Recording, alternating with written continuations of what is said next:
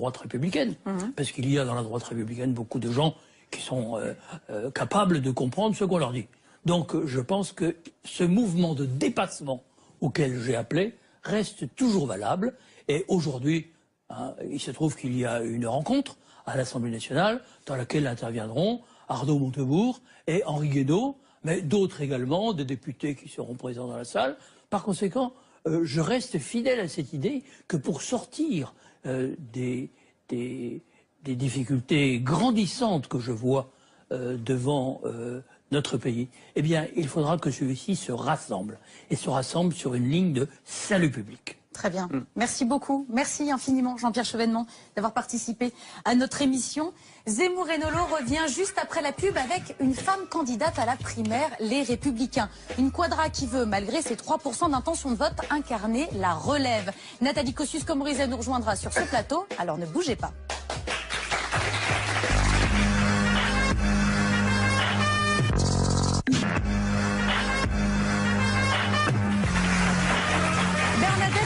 Il y a du Chirac dans NKN. D'ailleurs, l'ancien président la surnommait l'emmerdeuse. Polytechnicienne, décalée au franc-parler, la députée de l'Essonne se lance dans la primaire Les Républicains. Et elle est ici pour nous en parler. C'est Nathalie Kosciusko-Morizet.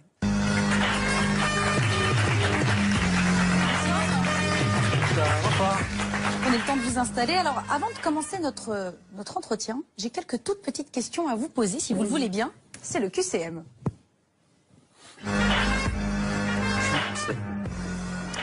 Alors, obliger les candidats à la primaire à faire la chasse au parrainage, c'est normal, inéquitable ou absurde? C'est surtout compliqué pour vous. On va y revenir. Ce qui est normal, c'est qu'il y ait des conditions. Pour éviter les candidatures farfelues. Ce qui est inéquitable, c'est qu'on les change au cours de route. Expliquez-nous comment ça s'est passé hier soir. Oh, il a été décidé de modifier en cours de route les règles du jeu. Et d'abord, ce n'est pas un très bon présage, parce que quand on change les règles à son avantage, c'est qu'il y a un problème. À l'avantage de qui? À l'avantage d'un espèce de trustee, de candidat qui voudrait rester dans un entre-soi. C'est pas non plus un bon signal à l'attention des électeurs, parce qu'évidemment, ça rend méfiant. Normalement, c'est la primaire de l'alternance. On essaye d'attirer tous les électeurs, les Français, qui veulent l'alternance. C'est pas juste l'entre-soi d'un parti politique, et voir le parti politique qui change les règles du jeu en cours de route, ça crée de la méfiance. Du discrédit. Bref, je trouve que c'est pas un bon signal. Pardonnez-moi, il faut expliquer aux gens que c'était pour interdire les parrainages d'élus de gauche. Il me paraît normal, à moins de supprimer la primaire. Moi, vous savez, je suis contre la primaire. Hein. C'est contre la 5e République, la primaire. Puisque, effectivement, on met l'élection présidentielle dans le parti.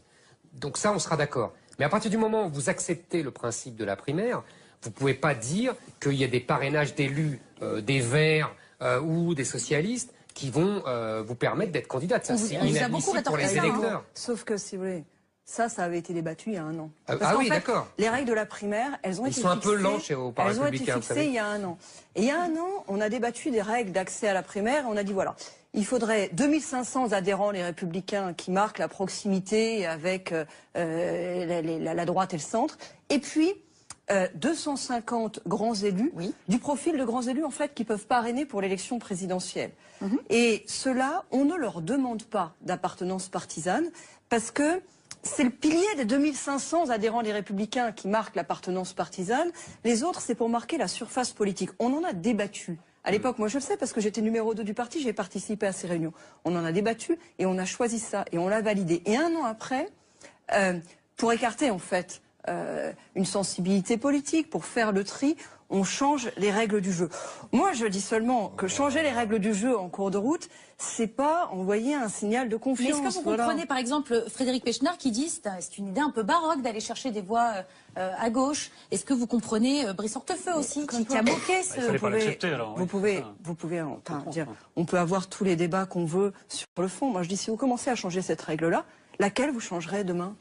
Et d'ailleurs, hier, au bureau politique des Républicains, c'était frappant, il y a eu président du comité d'organisation de la primaire, président du parti, qui sont intervenus l'un et l'autre en disant, bah oui, peut-être qu'on changera encore la charte pour la primaire. Après, mais alors on s'arrête quand Si vous voulez, on essaye, j'insiste, Pour moi, ce qui est important dans la primaire, j'entends, hein, M. Zemmour, que vous n'aimez pas le principe de la primaire. Voilà, non, je comprends très bien, on peut en débattre. Mais à partir du moment où on fait une primaire, le principe, c'est de mobiliser le plus en amont possible les électeurs, mobiliser les Français.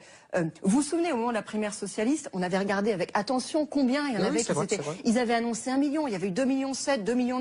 Ça avait donné de la force aux candidats, ça avait donné du souffle. Donc, il faut faire venir les Français. Et là, en fait, mais les Français de droite, on a l'air de réduire.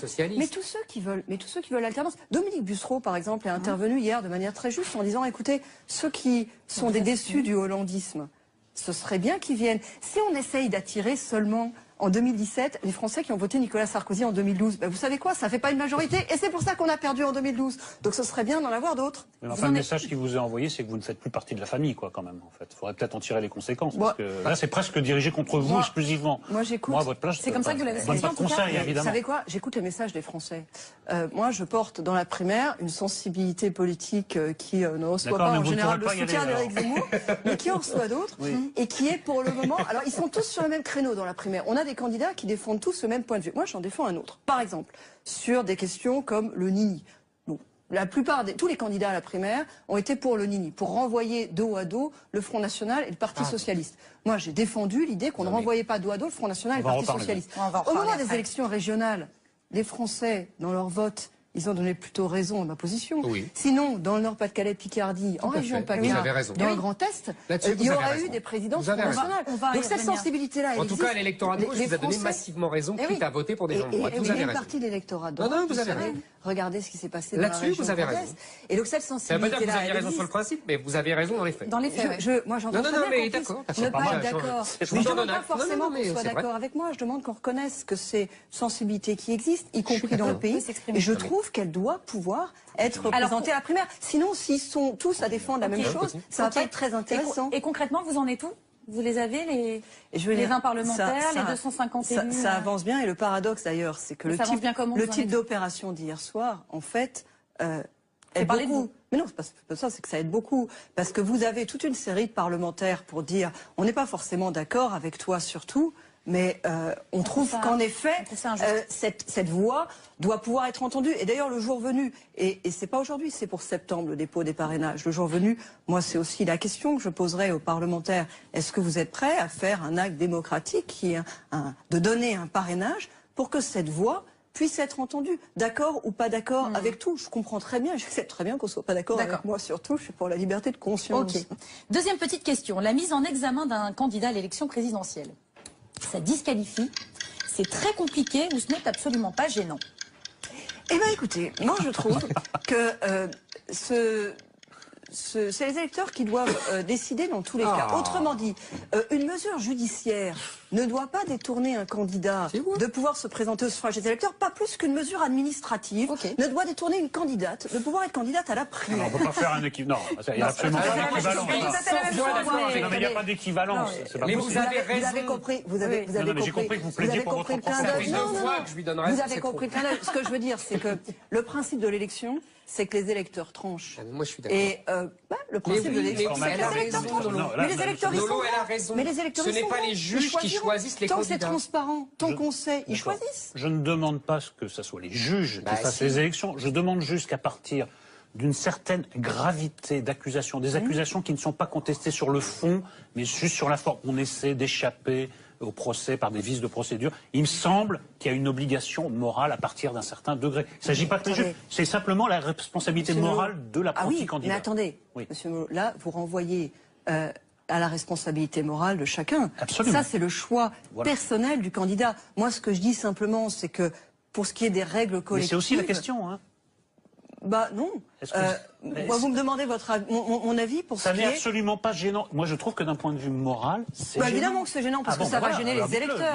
Mais ce que je veux dire, c'est que c'est un choix personnel. C'est un choix personnel du candidat, et c'est les électeurs après qui tranchent. Et moi, je ne trouve pas qu'une mesure judiciaire devrait s'interposer plus qu'une mesure administrative. Simplement, j'aimerais qu'on n'oppose pas des mesures administratives. Ok. Troisième question. Dans le cas d'un... Monsieur. 2 fois raison, ça on arrête là. On arrête là. On va poursuivre. Troisième question. Dans le cas d'un duel au second tour entre François Hollande et Marine Le Pen en 2017, vous voterez Hollande. Évidemment. Vous voterez Le Pen ou vous vous Hollande. abstiendrez? Bah oui. Hollande. Mais je l'ai dit très clairement. Et je vais un peu plus loin. Moi, je l'ai pas seulement dit, je l'ai écrit. C'est-à-dire que j'avais trouvé, lors des élections cantonales, à l'époque ça s'appelait les cantonales de 2010, que le débat n'avait pas été vraiment purgé. J'ai écrit un livre qui s'appelait Le Front antinational pour dire pourquoi je m'opposais à cette idée du ni-ni. Pourquoi je ne voulais pas qu'on renvoie dos à dos Front National et le Parti Socialiste. Ouais, à l'époque d'ailleurs, j'étais ministre numéro 3 du gouvernement. La position n'a pas fait un tel scandale. Et puis d'un coup, en décembre dernier, elle a plus pu être entendue à la direction du parti. Et moi, je me suis demandé si c'était pas parce que précisément, en décembre dernier, les Français y avaient fait droit au moment des élections régionales. Parce qu'au moment des élections régionales, les Français, ils ont dit ça. Ils ont dit on n'applique pas le nini. Pour nous, on le met pas sur le même plan. Ça ne veut pas dire qu'on est devenu socialiste pour les électeurs de droite. Ça veut dire juste que entre les deux, on fait une hiérarchie. Très bien. Et dernière question, être une femme chez les Républicains, c'est une partie de plaisir, c'est un chemin de croix permanent ou la question ne se pose pas? La première question est formidable. Alors, je vais vous dire un truc. Moi, non mais, j'évite de me la poser. C'est vrai? C'est-à-dire que Ça ne vous traverse pas l'esprit? Mais bien sûr que ça traverse l'esprit. Vous êtes perpétuellement renvoyé à la question du genre. Mais ce que je veux dire, c'est que si vous commencez à vous la poser, vous vous mettez à anticiper les discriminations. C'est-à-dire que après le verre est dans la tête, si vous voulez. C'est-à-dire que vous vous mettez à vous dire ah mais ils vont penser ça, mais ils vont dire ça. Et d'ailleurs c'est pas que la politique, c'est pareil dans la vraie vie. Moi régulièrement dans les cercles féminins de débat sur le plafond de verre, l'égalité entre les hommes et les femmes, c'est l'idée que je pose, vous laissez pas trop habiter non plus. Il faut se battre, mais il faut pas se laisser envahir par la question de la discrimination, sinon on se met à l'anticiper en fait, et quelque part ils ont gagné. Très bien. Alors voici une Monsieur Zemmour, est-ce que vous êtes d'accord sur ce coup-là? On y reviendra plus tard dans une autre émission parce que alors là, je sens toutes ces fadaises, tous les mots que vous avez employés pour moi sont des fadaises. Le genre, les c'est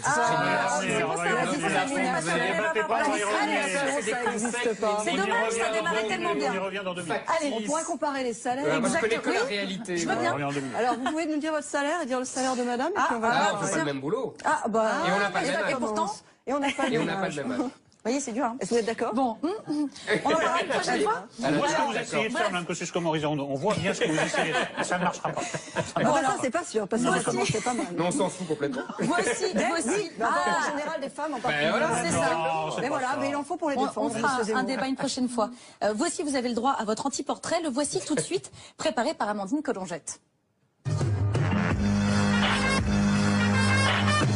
Nathalie Kosciusko-Morizet, un nom pas évident à prononcer, moitié polonais, moitié champenois. J'ai un nom compliqué. Bon. C'est pas du vice, je suis née avec. Et tout comme votre patronyme, vous ne passez jamais inaperçu. Talons hauts, allure bourgeoise, cheveux dans le vent. Vous avez une coiffure hollywoodienne depuis cette campagne électorale. Pourquoi? Monsieur Tréhard, je ne veux pas de commentaires sur votre coiffure. Pas de commentaires là-dessus. Non mais sur votre coiffure, moi ça m'intéresse pas. Vous êtes en train de manger mon temps d'expression sur mon projet. Je voudrais parler de mon projet pour Paris, monsieur Tréhard. Et oui, bien plus intéressant que votre physique, votre front parler, une marque de fabrique, le style NKM, vous dites trop facilement ce que vous pensez. Elle emploie souvent un langage fleuri, Nathalie Kosciusko-Morizet. C'est ce qui la singularise aussi, c'est-à-dire qu'elle est son fils. Voilà, elle va dire si c'est comme ça sera comme ça sera pas autrement, elle va pas mettre les formes, on va dire. Et les premiers à en pâtir, ce sont vos petits collègues républicains. Et oui, vous n'êtes pas tendre avec eux, on s'en souvient.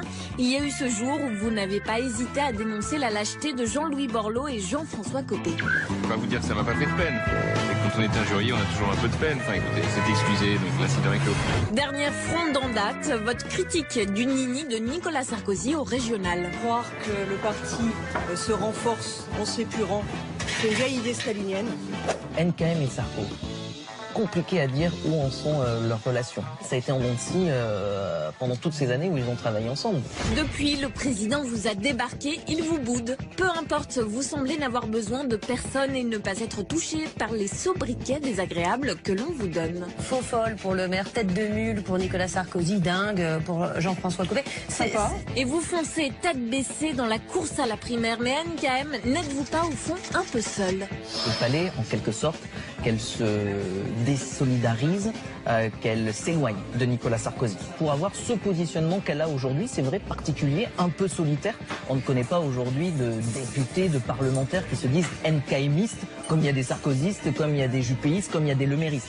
Enfin, difficile quand on pense à vous d'oublier vos envolées lyriques qui vous jouent parfois des tours. Il y a eu les moments de grâce dans le métro parisien, puis cette cigarette fumée avec des SDF. Mais vous ne vous laissez pas abattre, vous ne manquez pas d'ambition. Je voudrais pas être agressif, mais j'aimerais rentrer dans le parking. Peut-être grâce à votre CV polytechnicienne de service militaire dans la marine à Djibouti. Ingénieur des eaux et forêts, n'en jetez plus, la cour est pleine, mais voilà, vous avez perdu des batailles comme celle de la mairie de Paris. Alors NKM, présidente, vraiment? Est-ce que vous y croyez vraiment? Oui. et plus tous les jours, je vais vous dire, parce que d'abord, je pense que c'est le titre de mon livre, je pense qu'on a complètement changé de monde et que l'essentiel de la classe politique s'en est pas rendu compte. Et qu'il faut que la classe politique change. Et que maintenant, ça devient urgent. Maintenant, ça peut se passer en 2017. Et puis parce que je vois aussi la façon dont les autres candidats donnent cette impression de tourner en rond, en restant dans l'ancien monde, en restant dans les anciennes idées, en restant entre eux. Je pense que c'est pas ça qu'il nous faut. Alors justement, vous parlez de votre livre, comme tous les candidats à la primaire, vous aussi. Vous en avez publié un, Nous avons changé de monde chez Albin Michel. Alors, Albin Michel, pardon, la synthèse et une question, c'est tout de suite dans l'apostrophe de Nolo. Alors, Madame Kosciusko-Morizet, la première phrase de votre livre nous renseigne sur ce qui vous distingue de la plupart de vos concurrents à la primaire des Républicains. Je vous cite, « Quand j'ai participé à ma première élection en 2002 à 29 ans, alors on fait un rapide calcul mental, oui, vous êtes jeune, mais d'être jeune serait-il tout ce qui vous sépare de vos rivaux plus âgés, à l'exception récente de Geoffroy Didier. Alors on se prend à le craindre, tant nombre de vos propos et de vos propositions recoupent celles des autres candidats en lice. Alors j'ai pris en vrac, parce que c'est assez dense.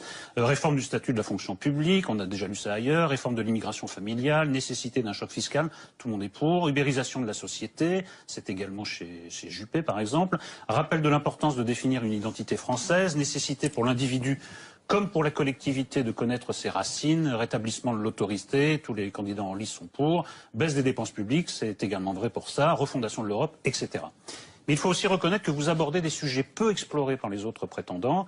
La France a raté le tournant de l'automisation, écrivez-vous, il s'agit à présent de ne pas faire la même erreur avec l'économie numérique et l'économie collaborative. Autre originalité, le féminisme, auquel vous êtes la seule à faire place, et d'après ce qu'on a vu, c'est pas très étonnant, et l'université, au sujet de laquelle vous en appelez à une révolution sur la question de la sélection et de la gratuité des droits d'inscription. Bon courage, Madame Kosciusko-Morizet, c'est le genre de mesure qui met des millions de jeunes dans la rue. Et dans une moindre mesure, vous êtes une des seules à insister à ce point sur l'écologie. Et également, vous êtes une des rares à prôner, à être plutôt contre le nini. Alors, parmi les surprises du livre, un jugement assez mesuré, en tout cas plus mesuré que je ne m'y serais attendu sur Patrick Buisson, auquel vous reconnaissez au passage d'avoir une vision. Et également, parmi les surprises, l'apologie de l'assimilation comme modèle d'intégration. Et le livre se clôt par un éloge du pouvoir féminin comme subversion ultime. Tout comme il s'ouvrait par la première raison de voter pour vous, vous êtes jeune, il se termine donc par la seconde raison de voter pour vous, vous êtes une femme. Alors moi, ça appelle deux questions pour moi. Vous finissez par ça quand même. Oui, enfin, c'est pas du tout des raisons que je mets en avant. En revanche, il y a bien d'autres propositions dans le livre qui sont en revanche très différentes de celles des autres candidats. C'est ma lecture subversive et subjective. Il y a plein d'autres choses subversives. J'ai deux questions. Je vais vous le dire, moi, je vais vous les pointer J'ai deux questions. Il n'y a pas grand-chose qui dépasse, pour moi, qui donnerait envie à un électeur des Républicains de voter pour vous. C'est vrai que les deux principales raisons, c'est celle que vous avancez en premier, la jeunesse, et celle sur laquelle vous insistez pas mal en dernier, celle d'être femme. Donc, quelle est la troisième question? La troisième plutôt raison de voter pour vous. Et la deuxième question, alors c'est pas propre à vous, mais j'ai l'impression en lisant ces livres que c'est moins un exposé de convictions personnelles, ça vaut aussi pour vos candidats, qu'une sorte de programme attrape-tout où il faut fâcher personne au sein des Républicains. Ni la veine centriste, ni la veine droitière, et j'y vois un effet très pervers des primaires. En fait. Voilà les deux questions. Je ne veux pas mettre en doute le fait que vous l'ayez lu, mais à vous entendre, franchement, j'y crois pas. Parce que mon livre... Je résume. Bah oui, mais complètement à côté. Très mauvaise note, élève Nolo. C'est un livre sur l'idée que le monde a complètement changé. la société, l'économie, et que la politique, elle, n'a pas changé. C'est-à-dire la politique est restée engoncée dans ces vieux clivages, ces vieilles catégories de pensée et ces propositions qui sont toujours les mêmes. Mais regardez les miennes. Par exemple, je suis la seule à parler de comment on fonde un islam de France. Je suis la seule à parler de macroéconomie. Personne ne parle de macroéconomie. Écoutez, non, l'islam de France, j'entends aucun débat. D'ailleurs, je vois que mes propositions font débat sur le sujet. Je trouve ça plutôt intéressant qu'on en parle. Ça fera avancer, je l'espère, les choses. Je suis la seule à parler de macroéconomie. La plupart des candidats considèrent comme acquis la politique qui est menée en Europe à ce sujet et on ne bouge pas sur la question. Je suis la seule à proposer l'idée que la droite comme la gauche ont failli en faisant des petites réformes. Des petites réformes. Je crois plutôt que c'est vous qui n'avez pas vu les livres de vos candidats. Je vais vous donner Ce que je crois, c'est qu'il faut la faire parce qu'il y a des problèmes d'équilibre du régime. Mais de toute façon, ça ne suffira pas. Ce qu'il nous faut, c'est la retraite à points. La retraite à points, elle est à la fois plus juste, elle est à la fois plus transparente et elle permet plus d'agilité. Parce qu'en fait, à terme, avec la retraite à points, vous n'avez pas la même durée pour tout le monde. Vous avez du choix pour les personnes. Deuxième exemple. Moi, je pense qu'ils sont tous dans une société à l'ancienne, une vision très verticale du pouvoir, dans laquelle on vous dit ce que vous allez faire, comment vous allez le faire. Et je crois qu'aujourd'hui, notamment avec le numérique, avec la façon dont la société se transforme, dont nos valeurs sont transformées, mais prenez l'économie numérique, ça ne veut rien dire. Il y a des valeurs qui vont avec. Je pense qu'on est dans une société dans laquelle on est en quête d'autonomie, on est en quête d'indépendance. Par exemple, ils s'obsèdent tous sur la question des paramètres et du reparamétrage des CDI, des CDD. Moi, je crois que le vrai sujet aujourd'hui, c'est le développement du travail indépendant. Et en matière de travail, l'essentiel de mes propositions vont pas seulement à l'entreprise individuelle. Le développement du travail indépendant. C'est pas seulement ça. C'est je dis que hier, vous aviez un CDI toute la vie avec la même entreprise. Puis progressivement, on est passé dans un système dans lequel vous enchaîniez les CDD avant un jour d'avoir un CDI. Demain, vous allez avoir même pas plusieurs patrons successifs, vous aurez plusieurs patrons en même temps. Vous aurez le salariat le matin, vous serez en train de créer une entreprise en même temps. Vous aurez plusieurs façons. Et notre enjeu, un des enjeux, ça doit être de faire que ce soit en sorte que ce soit pas la catastrophe, que ce soit pas l'effondrement de notre protection sociale. Écoutez, moi, je suis la seule à en parler, j'entends aucun autre candidat en parler, et je pense que c'est des sujets qui sont dans la société et qui ne sont pas dans la vie politique. Et sur la deuxième question, vous ne pensez pas qu'il y a un aplatissement du débat parce qu'il faut faire des programmes un peu attrape-tout? C'est ça que je vois dans tous les livres que je lis. Je suis pas sûre parce que quand je propose sur la question, par exemple, vous parlez des universités, quand je propose sur la question des universités de faire tomber 2 tabous, qui sont des tabous, d'ailleurs regardez la réaction de M. Zemmour qui était intéressante, il y a aussi là de Vaquet, qui sont des tabous de la droite française. J'en ai parlé.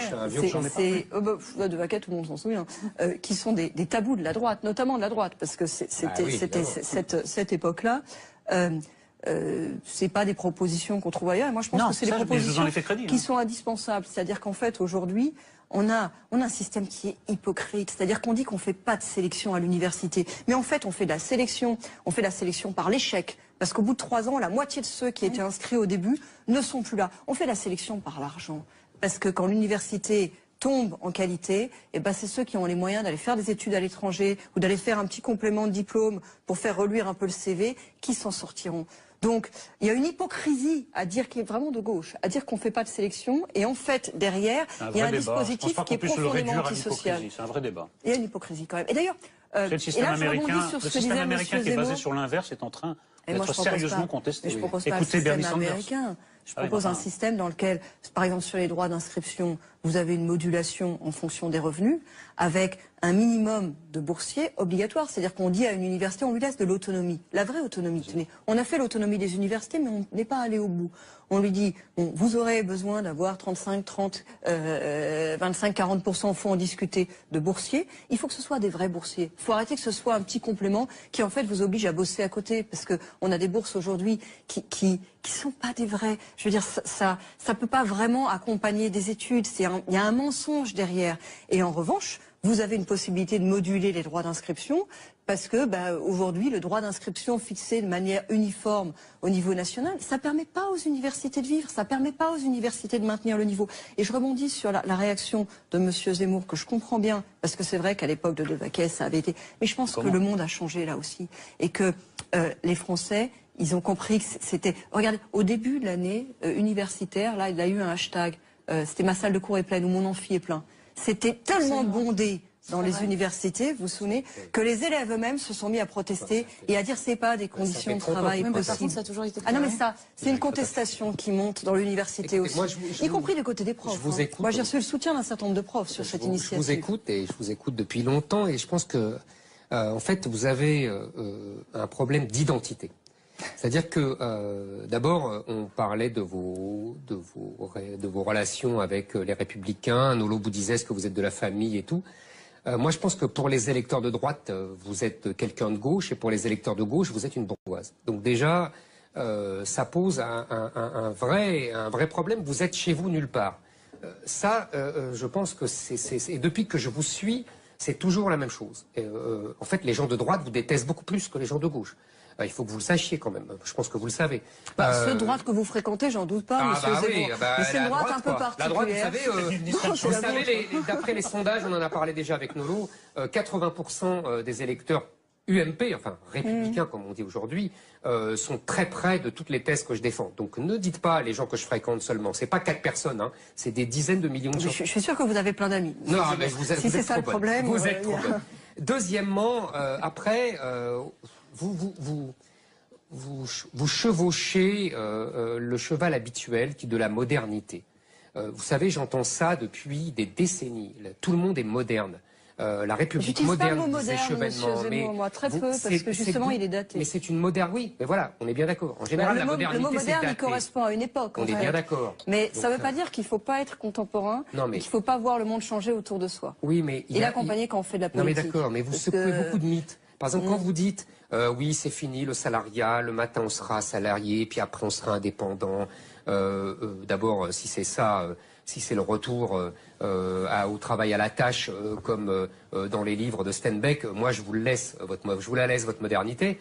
Et deuxièmement, c'est un mythe. Aujourd'hui, il y a quand même 85% de salariés qui sont en CDI, contrairement à ce qu'on nous bassine. Et quel pourcentage de ceux qui trouvent un emploi qui trouvent en CDI? Mais parce qu'au départ, ils le trouvent en CDD. Mais vous êtes de mauvaise foi. Parce qu'on fait très peu de CDI. Vous êtes de mauvaise foi comme très peu tous les gens CDI. de droite aujourd'hui. Il y a le stock c'est des CDI. Oui, ça fait 80% le stock. Les nouveaux, c'est des CDD. Oui, mais les CDD, ils finissent par rentrer en CDI. Pas souvent. Mais bien sûr que si. Pas tous, ils sont 80% à rentrer en CDD. Mais finalement, ils agrègent au CDI. Vous avez beaucoup de Français qui enchaînent des CDD et de l'intérim. Et c'est une tendance du marché du travail. Mais je sais. Et l'auto-entrepreneuriat, d'ailleurs, est venu se brancher là-dessus. Mais c'est loin d'être le cas de tous. Vous avez des entreprises qui ne veulent plus embaucher. Mais sinon, le stock aurait fondu, Madame Kosciusko-Morizet. Votre stock de 85%. Je vous parle des tendances du marché du travail. Je suis d'accord avec vous sur le fait que 85% des gens aujourd'hui qui travaillent sont en CDI. Mais le nouveau monde qui est en train d'émerger, c'est pas celui-là. Avec l'économie des plateformes, on peut dire que c'est bien, que c'est pas bien. Moi, je veux pas qu'on tombe dans la discussion morale. Mais avec l'économie des plateformes, viennent en fait une économie des indépendants. Mais tout le monde ne va pas être ubérisé, Madame. Eh ben, il y a beaucoup de monde qui vont être ubérisés. Regardez les professions qui pensaient pas être ubérisées. J'en parlais l'autre jour avec le président des huissiers. Ils se disent qu'ils vont être ubérisés. Voilà, il n'y a pas de profession plus traditionnelle. Vous regardez ce qui se passe dans le milieu des avocats, avec les nouveaux sites internet qui sont en train d'émerger. C'est-à-dire, vous regardez ce qui se passe dans le milieu de l'assurance. C'est de l'automédication. C'est ce que disait Monsieur Nolot a relevé ça dans mon livre, et je le remercie parce que c'est un point auquel je tiens beaucoup. On a raté la grande vague automatisation. On a raté cette révolution industrielle de la robotisation. On l'a raté, on n'a pas bien investi, l'Allemagne a été bien meilleure. On a pensé qu'en n'investissant pas dans la robotisation, on allait protéger l'emploi. On n'a rien protégé du tout. On a perdu notre compétitivité. Il y a des pans entiers de notre industrie qui se sont effondrés. Aujourd'hui, on est devant une nouvelle vague. C'est celle de l'ubérisation. C'est celle de la numérisation. Elle attaque pas l'école bleue, elle attaque l'école blanc. Elle attaque d'une certaine manière la classe moyenne. Les gens qui ont un métier avec une part intellectuelle, mais pas très qualifiée. Éventuellement répétitive. C'est pas seulement une question de qualification. Une part intellectuelle répétitive, donc qui peut être prise en compte par ce qu'on appelle une learning machine, par exemple. Ceux-là peuvent être ubérisés. Mais vous savez quoi?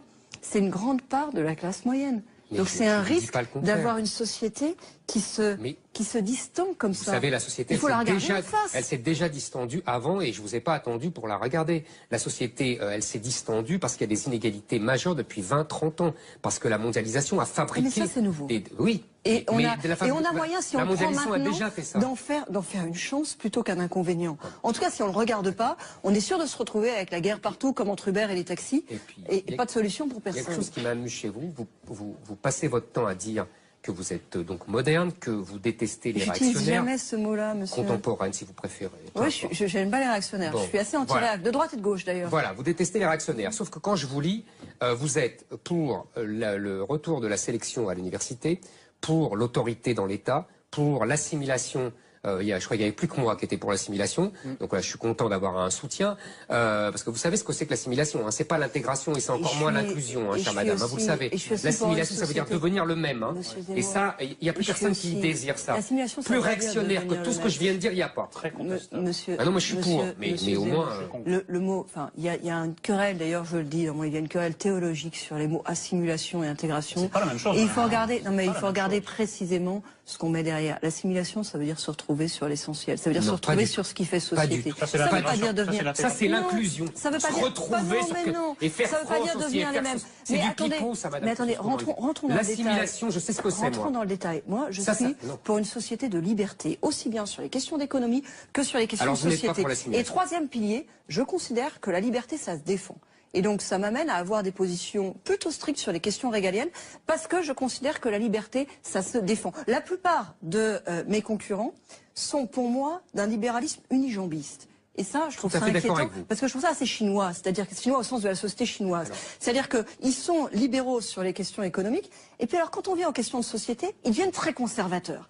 Mais moi, penser qu'un chef d'entreprise sait ce qui est bon pour sa société, et que vous-même, particulier, ne sauriez pas ce qui est bon pour votre vie, je trouve ça... non, mais vous avez 1000 fois raison. En plus, vous êtes cohérente, parce que moi je dis toujours aux gens de droite qu'ils ne comprennent pas que le marché qu'ils bénissent en matière économique a des conséquences sur les relations sociales et sur les relations, la famille, l'évolution du mariage pour tous, etc., etc. Donc tout ça a un lien, je suis 1000 fois d'accord avec vous. Mais ne venez pas dire dans ce cas-là, ne venez pas dire que vous êtes pour l'assimilation. Vous êtes contre l'assimilation. L'assimilation, vous utilisez le même mot. Ah oui, non mais ou alors vous comprenez pas ce que c'est. Ou alors ne venez pas dire. Monsieur Zemmour, c'est pas parce qu'on n'est pas d'accord avec vous qu'on comprend pas. L'assimilation n'est pas forcément de la contrainte. L'assimilation, et c'est ce que j'écris précisément. Non, l'assimilation et ce que j'écris précisément, pour moi, c'est l'idéal républicain. L'idéal républicain, c'est l'intégration. Non, l'idéal républicain, c'est la République, c'est l'assimilation. Seulement l'assimilation. Pour moi, l'idéal républicain, c'est l'assimilation. Mais l'assimilation, c'est pas comme Monsieur Zemmour le dit, d'être exactement comme Monsieur Zemmour le dit, comme 150 ans d'histoire de la République l'a fait. Là, en l'occurrence, c'était vous qui le disiez à l'instant, c'était pas 150 ans d'histoire de la République qui était sur le plateau. Je vais vous donner un exemple. Madame, je vais vous donner un exemple d'assimilation. On peut être d'accord. Je vais vous donner un exemple qui s'est fait pendant 2 siècles, que j'ai déjà donné à Nolo 10 fois. Ici, c'est très simple. Pendant 2 siècles, la République a imposé le choix des prénoms. Il fallait choisir le prénom de son enfant dans le calendrier, c'est-à-dire un prénom qu'on appelait français et qui était en fait chrétien. Les générations d'immigrés ont appliqué scrupuleusement cette règle d'assimilation républicaine. Depuis 30 ans, tout le monde a envoyé valser ça, et la loi... Et pas seulement les populations immigrées. Et les populations immigrées en premier, les populations populaires avec Kevin et compagnie, et la loi a reculé, la loi a renoncé. C'est breton. Mais... Ah si, c'est vrai. Alors là, pour le coup... N'en parlons pas de Kevin. Mais attendez, c'est scandaleux d'appeler son fils Kevin. C'est quoi votre problème? Et Eric, vous savez ce que c'est scandinave. Et alors? Vous portez un nom scandinave. Et en plus, vous êtes brun. Eh ben oui, alors. Justement, c'est la France. Chose qui s'est passé. C'est ça la France, justement.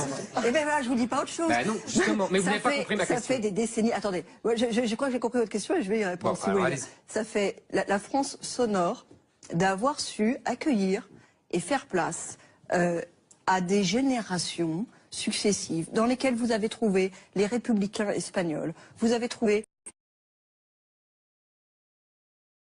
Partis en très grand nombre aussi. Oui, il y en a quand même qui sont restés, M. Zemmour. 2 tiers sur M. Milza, je vous apporterai les chiffres. Vous avez trouvé les juifs allemands et les juifs ashkénazes. Vous ne répondez pas à ma question. Les prénoms. Et ils sont tous venus. Et pour moi, ils se sont assimilés. Oui. Et ça n'empêche pas d'avoir des différences. Vous allez dans... Mais répondez à ma question sur les prénoms. Non, parce que ça, mais je viens de vous répondre. Ça, c'est parce que. Ça veut rien dire. Non, ça veut rien dire. L'assimilation, c'est les prénoms. Vous avez attaqué Donc, il n'y a Kevin. plus l'assimilation depuis 30 ans. C'est pas assimilé de s'appeler Kevin. C'est parce qu'il m'a dit qu'il n'y a pas que les familles musulmanes. Et donc, il n'y a pas que Mohamed. Donc, j'ai dit oui, il y a aussi Kevin. C'était une formule. Donc, mais vous n'avez pas répondu à ma question. Non, c'était pas. Oui, une formule et une connerie. Parce que Kevin n'est pas associé. Alors, avançons un petit peu. Je voulais montrer simplement qu'il y a incompatibilité entre la conception libérale de la société de Mme Kosciusko-Morizet et en général, et l'assimilation. Monsieur Zemmour, je vais vous retourner l'argument. Je pense qu'il y a quelques siècles, il n'y a personne qui s'appelait Eric en France. Pourquoi? Parce que c'était un prénom scandinave. Et vous savez quoi? Aujourd'hui, c'est devenu un prénom français. Non, rien à voir. Non, mais deux choses. C'était le calendrier depuis des siècles. Et un Saint-Éric? Bah oui, depuis des siècles. On vérifiera. On vérifiera. Deux choses. Pas connaissance, mais c'est possible. Oui, on parle pas de la même chose, mais c'est vous, j'ai voulu préciser. L'assimilation, selon Éric Zemmour, c'est l'oubli de soi-même, la dissolution. Non. Je donne un exemple personnel. Si, pour une raison quelconque, je venais à vivre dans un autre pays, il y a quelque chose de français qui resterait en moi. On ne peut pas être complètement dissous. Mais oui, je resterais français. Ah oui, mais je serais intégré. Non. Je respecterais les règles, les lois du pays, mais je resterais français. Ce que tu prônes, c'est de la terreur. C'est que les gens doivent oublier ce qu'ils sont. Pas du tout. C'est ce qu'on a fait pendant des siècles. Moi, je suis pour l'intégration. C'est ce qu'elle a dit elle-même avec les républicains espagnols. Pour moi, l'assimilation, c'est pas ça. Pour moi, l'assimilation, c'est choisir une communauté nationale, adhérer aux valeurs de cette communauté nationale, en faire sa communauté nationale. Ça ne veut pas dire que vous êtes dissous. Mais personne m'a parlé, personne n'a voulu le dissoudre. Vous avez dit, il faut tous qu'on devienne les mêmes. Ben non, on n'est pas les mêmes. Assimilation, ça veut dire devenir Éric Nolot, alors moi, jamais les mêmes. Il ne reste plus beaucoup de temps. Je préfère aussi. Juste une chose, ce que je regrette aussi dans ce livre, c'est que l'exigence programmatique fait que vous avez assez peu. Mais c'est pas un livre-programme, Monsieur Nolot. C'est-à-dire qu'il faudrait qu'on se mette d'accord. Ce qu'il faut faire, ce qu'il ne faut plus faire, etc. Bon. Non, il y a un ou deux chapitres qui parlent de mesures. Mais c'est un livre qui propose d'abord une vision de ce que doit être la politique, de ce que devient la société. C'est pas les 100 mesures, vous voyez, que font tous les candidats à la présidentielle et qui ne tiennent d'ailleurs jamais. Regardez François Hollande. Non, mais vous citez une phrase très profonde de Baudrillard. Moi, j'aimerais qu'il y en ait eu plus. Vous le citez. Il y a pas mal de citations. Nous sommes pris entre deux intégrismes, l'un populiste ou islamique et fondamentaliste, et l'autre libéral, élitaire, celui de l'universel et de la démocratie forcée. Et il veut un usage profane du sacré. Y a-t-il place entre les deux pour un usage profane de la liberté? Moi, j'aurais aimé en connaître plus plutôt que vos règlements de compte avec la gauche parisienne. En l'occurrence, il y a tout un chapitre sur cette question-là. Mais oui, j'aurais aimé plus, oui, sur ce chapitre-là. Il y aura peut-être un autre, Non, mais pourquoi C'est un travail d'un an. Mais non, je trouve ça masochiste. Je trouve ça plus fondamental. Non, mais je trouve ça plus fondamental. Et je veux votre réponse. Je n'ai pas aimé le livre. Je veux votre réponse. Y a-t-il place pour un usage profane de la liberté? Ah ben moi, je souhaite qu'il y ait place. Je me bats pour ça. C'est ça d'ailleurs, c'est un des messages du livre, c'est un usage profane de la liberté. Ce qui ne veut pas dire d'ailleurs la négation des perspectives religieuses. Je parle beaucoup de religion, je parle de la religion catholique, je parle beaucoup de comment aussi travailler à un islam de France, et je fais des propositions en la matière. Donc je ne nie pas l'existence du fait religieux qui est puissant dans notre société, qui revient avec force, mais pour moi, la République, c'est l'usage profane de la liberté. Ça n'empêche pas d'avoir d'autres choix pareils. Vous confondez la République avec le libéralisme. La République, c'est la nation. Ce n'est pas la liberté des individus. La République et la nation, c'est un peu différent. Mais non, justement, j'ai une dernière, c'est ça que vous comprenez pas. J'ai une dernière toute petite question, on ne peut pas éviter d'en parler, la perpétuité réelle. Oui. Comment vous la définissez? Eh ben, voyez, comment moi, autant je me suis opposée très tôt au projet d'échéance de nationalité, dont je trouve qu'il ne sert absolument à rien, si ce n'est à diviser les Français et la classe politique. Mais vous comprenez que ça fasse autant je trouve, bien sûr, autant je trouve qu'il y a une vraie question qui est qu'est-ce qu'on fait quand ils sortent? Parce que le problème aujourd'hui de notre dispositif, c'est que quelqu'un qui est condamné à la réclusion criminelle à perpétuité, donc il y a écrit réclusion criminelle à perpétuité, vous dites que c'est perpétuité, sauf qu'en fait, c'est une période de sûreté, aujourd'hui de 22 ans, qui pourrait être portée à 30 ans, mais c'est une période de sûreté à l'issue de laquelle peuvent être prononcés des aménagements de peine. Je trouve qu'au regard des nouveaux visages du terrorisme, ça pose trois problèmes. Parce qu'ils sont trop jeunes? D'abord, ils sont de plus en plus jeunes. Un des terroristes du Stade de France, il avait 18 ans. Salah Abdeslam, il a 26 ans. Il y a une deuxième raison, c'est que c'est un terrorisme qui est dans la dissimulation, qui intègre dans son idéologie la dissimulation. Ils lui ont même donné un nom. Dans les années 80-90, c'était pas exactement la même logique. Alors vous me direz quel rapport? Le rapport, c'est que les aménagements de peine, ils se font notamment sur la base du comportement en prison. Et quand vous parlez avec tous ceux qui sont proches en milieu judiciaire ou carcéral, un comportement absolument... un comportement parfait. Ouais. Et donc, les aménagements de peine, ils en bénéficient. Et il y a un troisième problème, qui est qu'avec la médiatisation, et Daesh utilise de manière formidable les médias, de manière manipulation incroyable. Avec la médiatisation, ils deviennent des icônes, ils deviennent des référents dans un certain milieu. Et donc, au moment de leur potentielle sortie, ils ont un pouvoir de nuisance, en quelque sorte. Vous comprenez qu'on puisse vous répondre que c'est une mort lente, quoi. C'est comme une peine de mort lente. Je suis pas d'accord. Moi, je suis opposée à la peine de mort. J'ai vu que certains disaient, mais il faut aller plus loin, il faut la peine. Non, moi, je suis opposée à la peine de mort. Il faut rétablir la peine de mort. Absolument pas. Moi, je suis opposée. Mais je suis opposée à la peine de mort. Et d'une certaine manière, je vous dis, pour moi, c'est une façon d'éviter la peine de mort. Parce que c'est vrai qu'il y a une demande forte vis-à-vis de l'horreur des crimes. Moi, je suis absolument opposée à la peine de mort, mais je pense en revanche qu'il faut trouver une réponse sur la question de la sortie. Bah oui, plus adaptée. Je trouve que notre système actuel, avec une peine de sûreté, en l'occurrence de 22 ans, mais même si elle est portée à 30 ans, c'est problématique. Alors certains disent, on fait ce qu'on appelle la rétention de sûreté. La rétention de sûreté, ça a été prévu pour les profils du type violeur, pédophile. C'est sur avis médical. Donc je trouve que ça n'est pas adapté au problème que je soulève. Et par ailleurs, c'est un placement en milieu médico-judiciaire. On dirait que c'est pas très différent, sauf que vous voyez bien que c'est pas le même objet. Oui, absolument. Voilà. Très bien. Alors vous restez encore quelques instants avec nous, Nathalie Kosciusko-Morizet, pour la semaine politique de Tanguy Pastureau. Bonsoir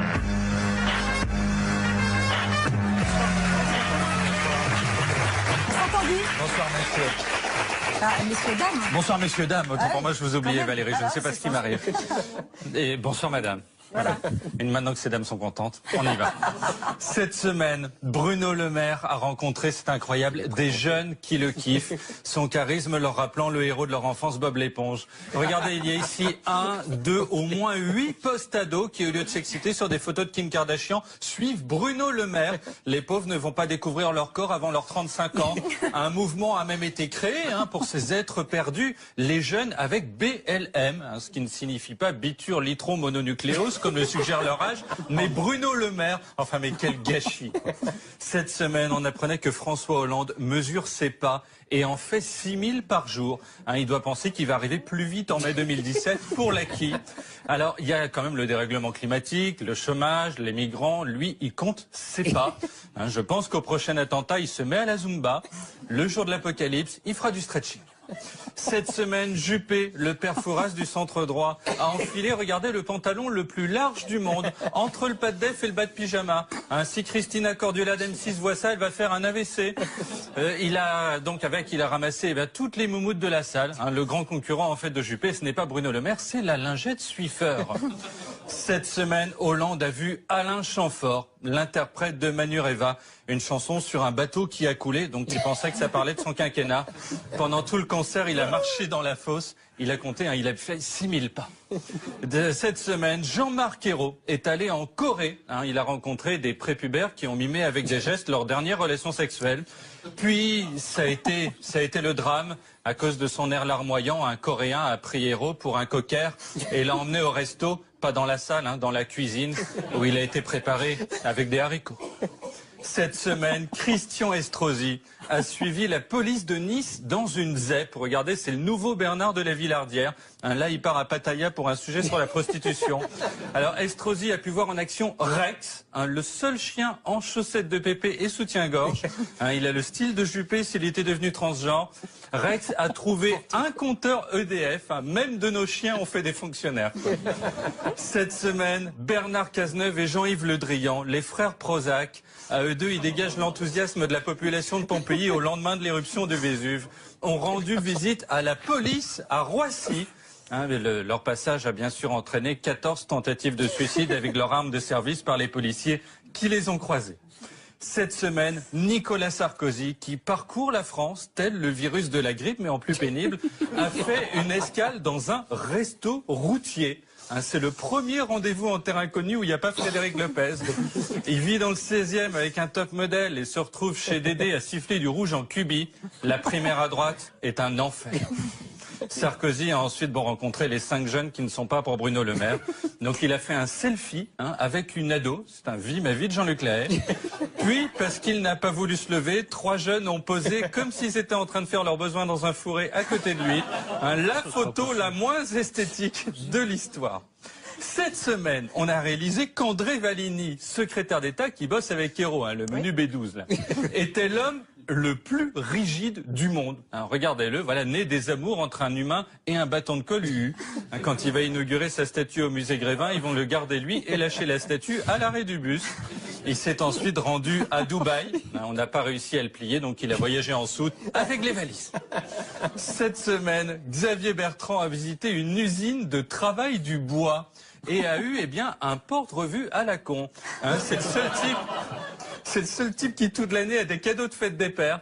Il a une vie atroce. S'il visite l'usine Panzani, ils vont lui faire un collier de nouilles. Cette semaine, la maire de Paris, Anne Hidalgo, réalisant qu'elle n'était pas au niveau, a passé la main à XB 647, un seule créature à être plus rigide qu'André Valigny. Alors XB 647 a 3 objectifs: détruire les véhicules diesel, exécuter les conducteurs et distribuer des cartes Vélib aux survivants. Cette semaine, Alain Juppé a confié ne pas s'aimer à poil. C'est un point commun que j'ai avec lui. Moi non plus, j'aimerais pas le voir à poil. Juppé habillé, donc on l'a vu, c'est compliqué. Juppé à poil, c'est pas possible. À moins de suivre sa campagne comme dans The Voice avec le fauteuil tourné, je vois pas comment on va faire. Cette semaine, Éric Nolot, dans VSD, déclare aimer Hélène Ségara, l'inspecteur d'Éric et Cyril Hanouna. Moi, je viens ici en me disant, la vache, Nolot, c'est du lourd, quoi. En truc bulgare, moi, je connais les yaourts, lui, il connaît les livres. Résultat, je me retrouve à bosser avec Tex. Enfin, je suis maudit. J'ai 2 places pour l'avant-première de Camping 3, tu viens? Enfin, cette semaine, vous avez lancé, madame, votre danse de l'été. La NKM danse. Alors, c'est comme le Zouklof, sauf qu'on reste habillé. Regardez, donc, premier temps, on pointe l'index. Deuxième temps, on met les mains à plat. Troisième temps, on fait les oreilles de lapin. Donc, je répète, index, plat, lapin. Index, plat. Lapin. Super. Et maintenant, je vous laisse. Je fais le tour du plateau parce que j'ai 6000 pas à faire. Bravo. 1, 2, 3, 4, 5, 6, 7, 8, 9, 10, 11, 12, 13, 14, 15, 16, 17, 18, 19, 20, 21, 22, 23, 24, 25, 26, 27, 28, 29, 30. Vous avez souvent été moqué par les humoristes. Est-ce que ça vous fait rire ou ça vous gêne toujours un peu? En fait, non, je vous réponds franchement, ça dépend. Ça dépend beaucoup, ouais. C'est-à-dire que ça... Qu'est-ce qui vous a blessé? Vous vous souvenez d'une vanne ou d'une photo, d'une moquerie qui vous a particulièrement atteint? Parfois, je me reconnais pas. Quand... Même pas sur vous. Est-ce que parfois je me reconnais pas, ça m'arrive que je me reconnaisse pas du tout même dans une caricature dessinée ou dans une voix par exemple. On se souvient de vous dans le métro par exemple, ça avait été très moqué. Est-ce que là par exemple c'était vous, c'était pas vous? Il y a un truc qui m'a amusé récemment, c'est que cette expression que j'avais utilisée à propos du métro, moment de grâce, ils l'ont réutilisée aux États-Unis à propos, vous savez, de cette vidéo où on voit Bernie Sanders, qui est donc le candidat démocrate contre Hillary Clinton aux primaires, qui est en train de faire un discours, et il y a un oiseau, un petit oiseau qui vient se poser sur son pupitre, et il y a une espèce de... Il se passe quelque chose d'un peu suspendu, et j'ai vu que les commentateurs utilisaient beaucoup l'expression moment de grâce. Et ça m'a fait sourire. Oui, d'accord, très bien. Est-ce que de temps en temps vous en faites pas un petit peu trop, justement, pour qu'on vous moque derrière et qu'on ça fasse parler de vous? Ah non. Non, c'est pas votre... Si la question est-ce que vous faites exprès, la réponse est non. Non, c'est vrai? Non, en revanche, jamais. Il m'est arrivé, je vais vous dire, je raconte dans le bouquin d'ailleurs, il m'est arrivé parfois, juste en étant moi-même, de surprendre. Et notamment après la photo avec les SDF, il y avait des membres de mon équipe qui m'ont dit, écoute, nous on sait que t'es comme ça, mais les gens ils pourront jamais le croire. Et donc il faudrait que tu fasses un effort pour ressembler un petit peu plus à l'image qu'ils ont d'eux. Parce que sinon, et alors j'ai dit non, je ne ferai pas. Bon, je ne ferai pas l'effort pour ressembler à mes caricatures. C'est plus grave que je ne pensais. Oui, c'est ça. Ben, merci beaucoup, en tout cas, Nathalie Kosciusko-Morizet, d'avoir participé à cette émission. Merci beaucoup à vous deux. Merci, mademoiselle. Zemmour et Nolo, c'est terminé. Rendez-vous la semaine prochaine. Mais d'ici là, surtout, restez zen et bonne soirée sur Paris Première.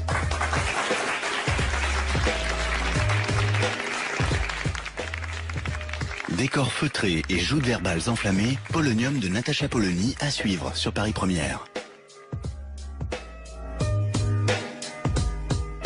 Votre magazine avec Oureka. Droite républicaine, parce qu'il y a dans la droite républicaine beaucoup de gens qui sont capables de comprendre ce qu'on leur dit. Donc je pense que ce mouvement de dépassement auquel j'ai appelé reste toujours valable.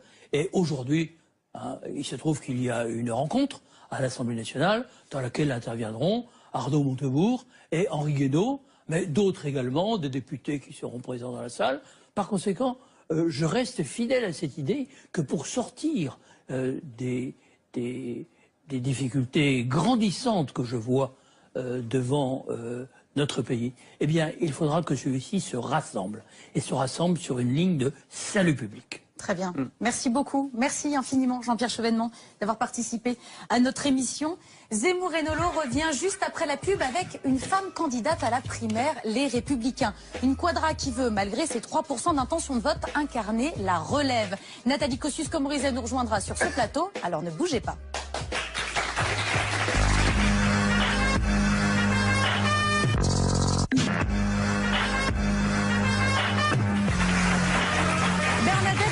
Il y a du Chirac dans NKM. D'ailleurs, l'ancien président la surnommait l'emmerdeuse. Polytechnicienne, décalée au franc-parler, la députée de l'Essonne se lance dans la primaire Les Républicains. Et elle est ici pour nous en parler. C'est Nathalie Kosciusko-Morizet.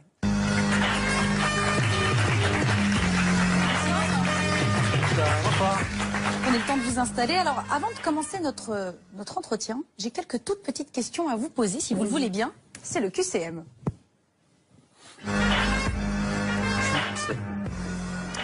Alors, obliger les candidats à la primaire à faire la chasse au parrainage, c'est normal, inéquitable ou absurde?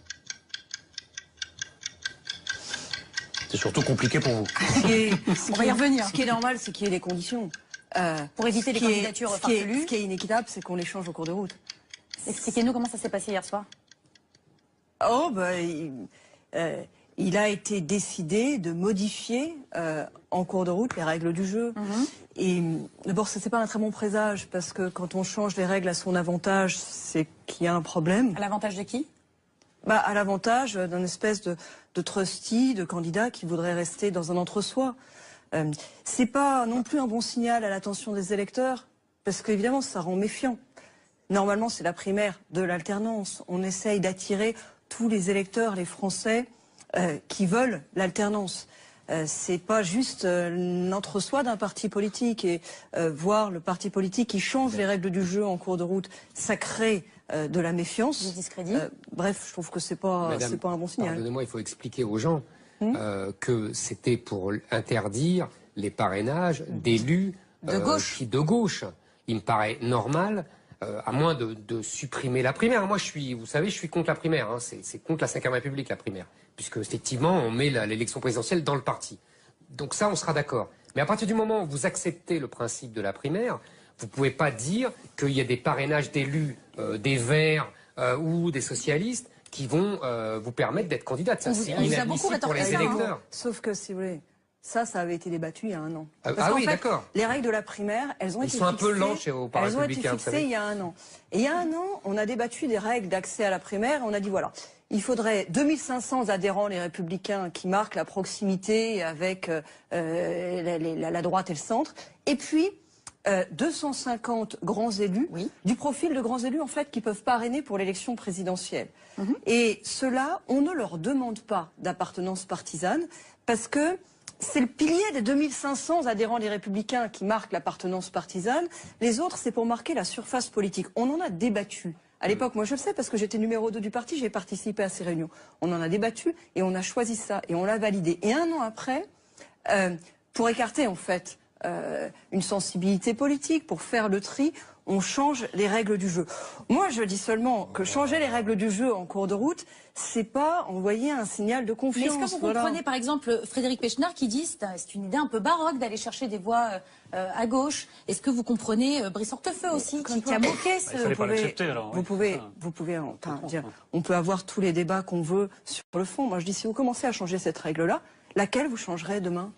Et d'ailleurs, hier, au bureau politique des Républicains, c'était frappant, il y a eu président du comité d'organisation de la primaire, président du parti, qui sont intervenus l'un et l'autre en disant, bah oui, peut-être qu'on changera encore la charte pour la primaire. Ah bon? Oui. Mais alors on s'arrête quand?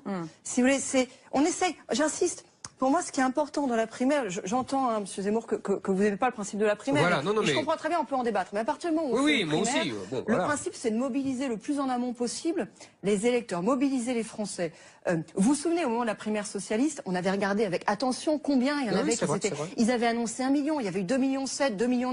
Ça avait donné de la force aux candidats, ça avait donné du souffle. Donc, il faut faire venir les Français. Et là, en fait... mais les Français de droite, on a l'air... On a l'air de réduire. Mais tous ceux qui veulent l'alternance. Dominique Bussereau, par exemple, est intervenu hier de manière très juste en disant, écoutez, ceux qui sont des déçus du hollandisme, ce serait bien qu'ils viennent. Si on essaye d'attirer seulement en 2017 les Français qui ont voté Nicolas Sarkozy en 2012, ben vous savez quoi, ça fait pas une majorité et c'est pour ça qu'on a perdu en 2012. Donc ce serait bien d'en avoir d'autres. Enfin, le message qui vous est envoyé, c'est que vous ne faites plus partie de la famille, quoi, quand même. En fait, il faudrait peut-être en tirer les conséquences. Parce que là, c'est presque dirigé contre vous exclusivement. Moi, j'écoute. Moi, à votre place, c'est comme ça que vous l'avez fait. Pas de conseils, évidemment. Vous savez quoi? J'écoute les messages des Français. Moi, je porte dans la primaire une sensibilité politique qui ne reçoit pas en général le soutien d'Éric Zemmour, mais qui en reçoit d'autres et qui est pour le moment. Alors, ils sont tous sur le même créneau dans la primaire. On a des candidats qui défendent tous le même point de vue. Moi, j'en défends un autre. Par exemple, sur des questions comme le Nini. La plupart tous les candidats à la primaire ont été pour le Nini, pour renvoyer dos à dos le Front National et le Parti Socialiste. Moi, j'ai défendu l'idée qu'on ne renvoyait pas dos à dos le Front National et le Parti Socialiste. Au moment des élections régionales, les Français, dans leur vote, ils ont donné plutôt raison à ma position. Sinon, dans le Nord-Pas-de-Calais, Picardie, en région PACA, dans le Grand Est, il y aura eu des présidences nationales. Donc cette sensibilité-là, en tout cas, l'électorat de gauche vous a donné massivement raison, quitte à voter pour des gens de droite. Vous avez raison. Une partie de l'électorat de droite. Non, vous avez raison. Regardez ce qui s'est passé dans la région. Là-dessus, vous avez raison. Et donc cette sensibilité-là, ça veut pas dire que vous aviez raison sur le principe, mais vous avez raison dans les faits. Dans les faits, moi j'entends très bien qu'on puisse ne pas être d'accord. Mais je ne demande pas forcément qu'on soit d'accord avec moi. Je demande qu'on reconnaisse que ces sensibilités qui existent, y compris dans le pays, et je trouve qu'elle doit pouvoir être représentée à la primaire. Sinon, s'ils sont tous à défendre la même chose, ça va pas être très intéressant. Et concrètement, vous en êtes où? Vous les avez, les 20 parlementaires, les 250 élus? Ça avance bien, et le paradoxe d'ailleurs, c'est que le type d'opération d'hier soir, en fait, aide beaucoup. Mais non, c'est pas ça, c'est que ça aide beaucoup. Parce que vous avez toute une série de parlementaires pour dire, on n'est pas forcément d'accord avec toi sur tout, mais on trouve qu'en effet, cette voix doit pouvoir être entendue. Et d'ailleurs, le jour venu, et c'est pas aujourd'hui, c'est pour septembre le dépôt des parrainages. Le jour venu, moi, c'est aussi la question que je poserai aux parlementaires. Est-ce que vous êtes prêts à faire un acte démocratique qui est de donner un parrainage pour que cette voix puisse être entendue, d'accord ou pas d'accord avec tout. Je comprends très bien, j'accepte très bien qu'on soit pas d'accord avec moi, surtout, je suis pour la liberté de conscience. Deuxième petite question, la mise en examen d'un candidat à l'élection présidentielle. Ça disqualifie, c'est très compliqué ou ce n'est absolument pas gênant? Eh bien écoutez, moi je trouve que c'est les électeurs qui doivent décider dans tous les cas. Autrement dit, une mesure judiciaire ne doit pas détourner un candidat de pouvoir se présenter au suffrage des électeurs, pas plus qu'une mesure administrative ne doit détourner une candidate de pouvoir être candidate à la primaire. On ne peut pas faire un équivalent. Non, il n'y a absolument pas d'équivalence. Il n'y a pas d'équivalence. Mais vous avez raison. Vous avez compris. Vous avez compris que vous plaisiez pour votre enfant. Vous avez compris le clin d'œil. Ce que je veux dire, c'est que le principe de l'élection, c'est que les électeurs tranchent. Moi, je suis d'accord. Et le principe de l'élection, c'est que les électeurs tranchent. Mais les électeurs, ils sont raison. Mais les électeurs, ce n'est pas les juges qui choisissent les candidats. Tant que c'est transparent, tant qu'on sait, ils choisissent. Je ne demande pas que ce soit les juges qui fassent les élections. Je demande juste qu'à partir d'une certaine gravité d'accusations, des accusations qui ne sont pas contestées sur le fond, mais juste sur la forme, on essaie d'échapper au procès par des vices de procédure. Il me semble qu'il y a une obligation morale à partir d'un certain degré. Il ne s'agit pas de juges, c'est simplement la responsabilité morale de l'apprenti candidat. Mais attendez, Monsieur Molo, là, vous renvoyez à la responsabilité morale de chacun. Absolument. Ça, c'est le choix personnel du candidat. Moi, ce que je dis simplement, c'est que pour ce qui est des règles collectives... Mais c'est aussi la question, hein.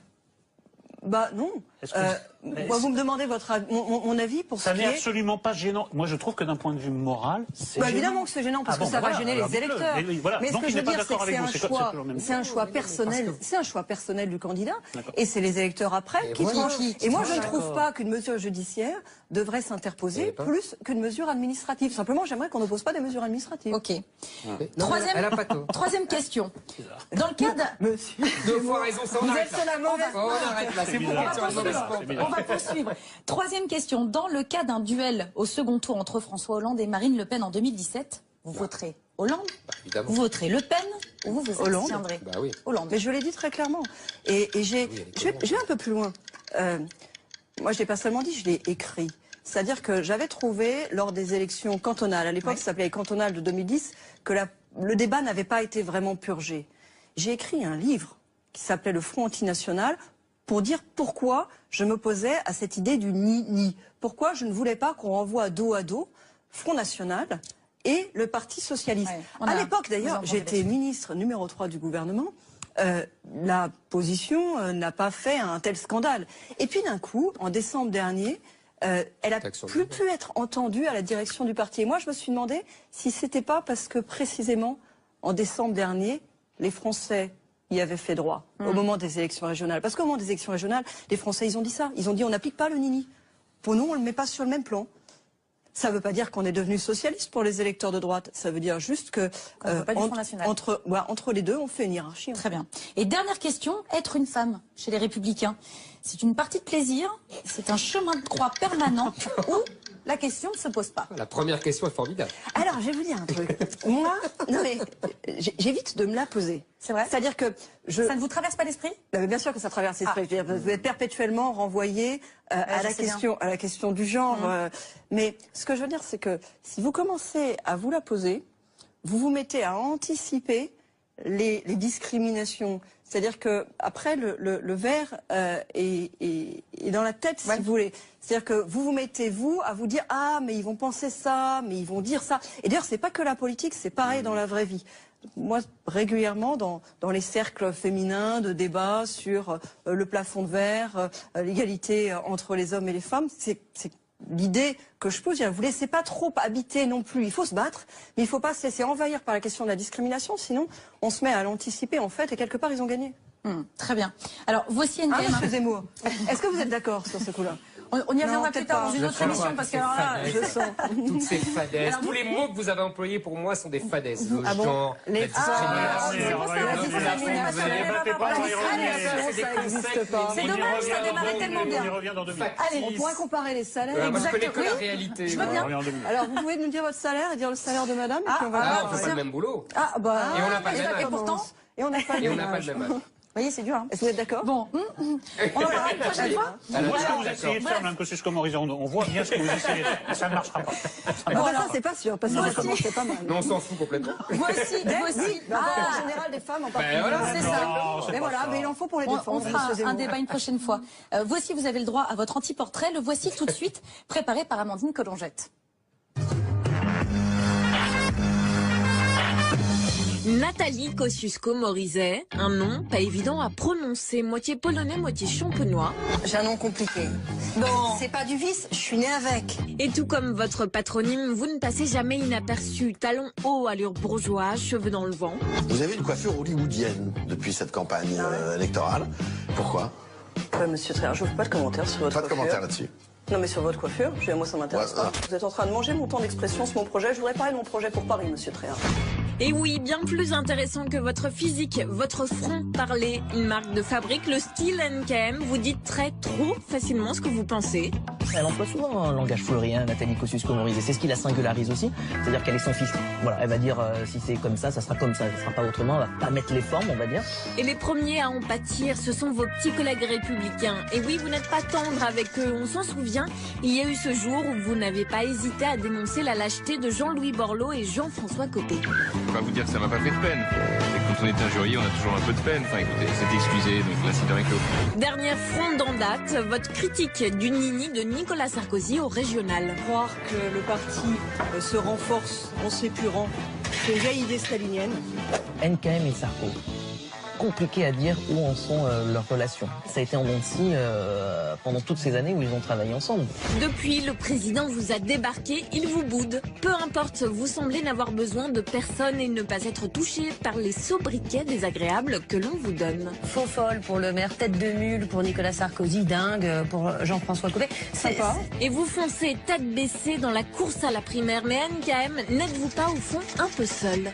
Il fallait en quelque sorte qu'elle se Pro, par exemple, est intervenu hier de manière très juste en disant, écoutez, ceux qui sont des déçus du hollandisme, ce serait bien qu'ils viennent. Si on essaye d'attirer seulement en 2017 les Français qui ont voté Nicolas Sarkozy en 2012, ben vous savez quoi, ça fait pas une majorité et c'est pour ça qu'on a perdu en 2012. Donc ce serait bien d'en avoir d'autres. Enfin, le message qui vous est envoyé, c'est que vous ne faites plus partie de la famille, quoi, quand même. En fait, il faudrait peut-être en tirer les conséquences. Parce que là, c'est presque dirigé contre vous exclusivement. Moi, j'écoute. Moi, à votre place, c'est comme ça que vous l'avez fait. Pas de conseil, évidemment. Vous savez quoi, j'écoute les messages des Français.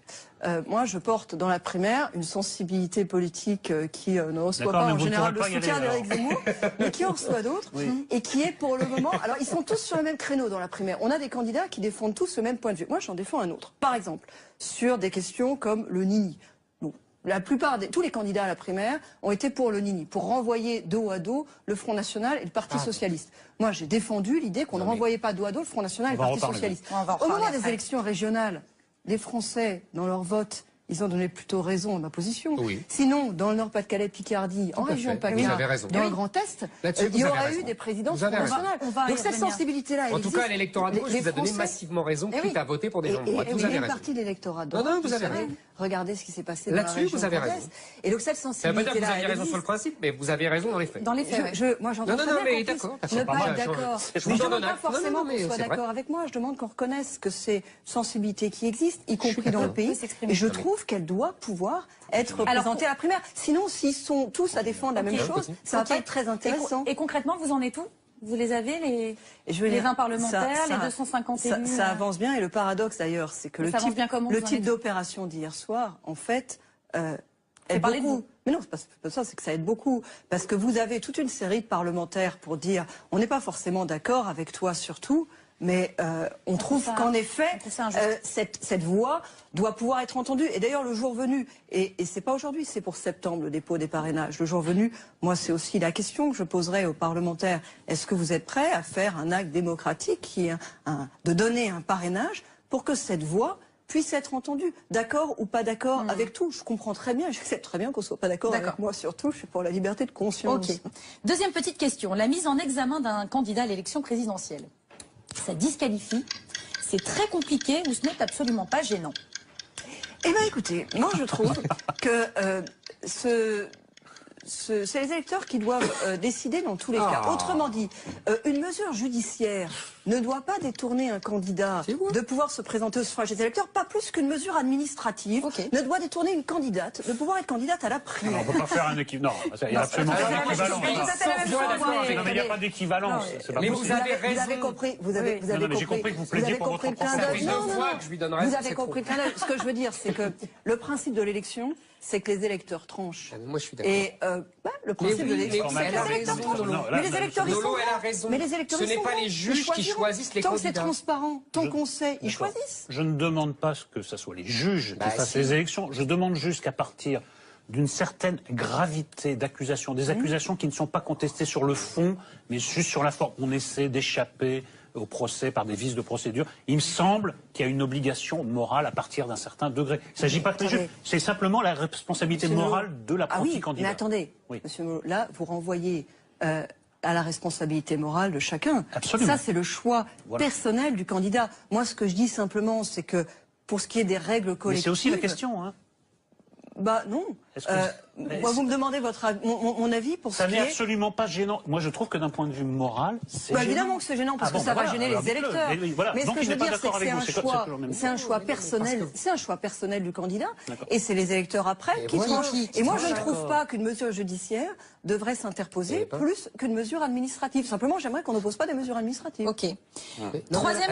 Troisième question. Dans le cas d'un... Monsieur... Deux fois raison, ça on arrête là. On arrête là. On va poursuivre. Troisième question. Dans le cas d'un duel au second tour entre François Hollande et Marine Le Pen en 2017, vous voterez Hollande, vous voterez Le Pen ou vous vous abstiendrez? Hollande. Mais je l'ai dit très clairement. Et je vais un peu plus loin. moi je l'ai pas seulement dit, je l'ai écrit. C'est-à-dire que j'avais trouvé, lors des élections cantonales, à l'époque ça s'appelait les cantonales de 2010, que le débat n'avait pas été vraiment purgé.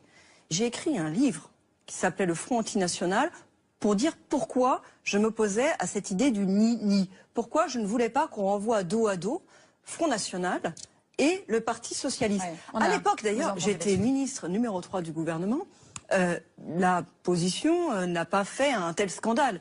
Et puis d'un coup, en décembre dernier, elle a plus pu être entendue à la direction du parti. Et moi, je me suis demandé si c'était pas parce que précisément, en décembre dernier, les Français y avaient fait droit au moment des élections régionales. Parce qu'au moment des élections régionales, les Français, ils ont dit ça. Ils ont dit on n'applique pas le nini.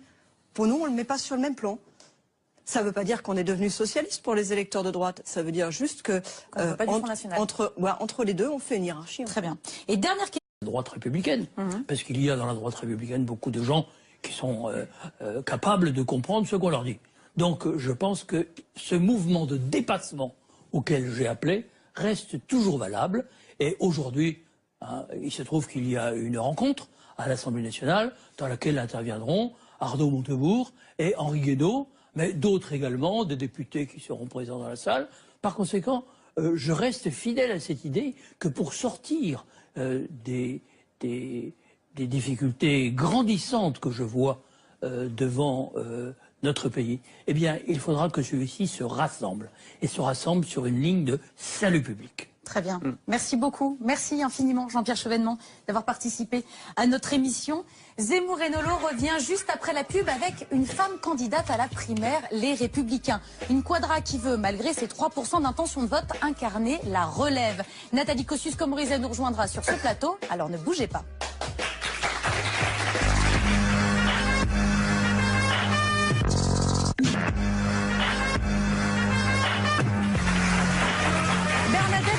Il y a du Chirac dans NKM. D'ailleurs, l'ancien président la surnommait l'emmerdeuse. Polytechnicienne, décalée au franc-parler, la députée de l'Essonne se lance dans la primaire Les Républicains. Et elle est ici pour nous en parler. C'est Nathalie Kosciusko-Morizet.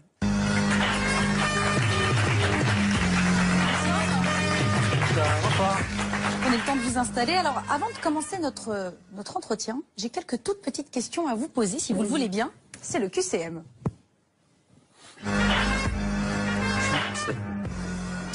Alors, obliger les candidats à la primaire à faire la chasse au parrainage, c'est normal, inéquitable ou absurde? C'est surtout compliqué pour vous. On va y revenir. Ce qui est normal, c'est qu'il y ait des conditions. Pour éviter les candidatures farfelues. Ce qui est inéquitable, c'est qu'on les change au cours de route. Expliquez-nous comment ça s'est passé hier soir. Oh, il a été décidé de modifier en cours de route les règles du jeu. Et d'abord, c'est pas un très bon présage, parce que quand on change les règles à son avantage, c'est qu'il y a un problème. À l'avantage de qui?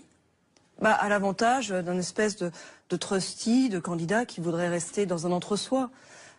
C'est pas non plus un bon signal à l'attention des électeurs, parce qu'évidemment, ça rend méfiant.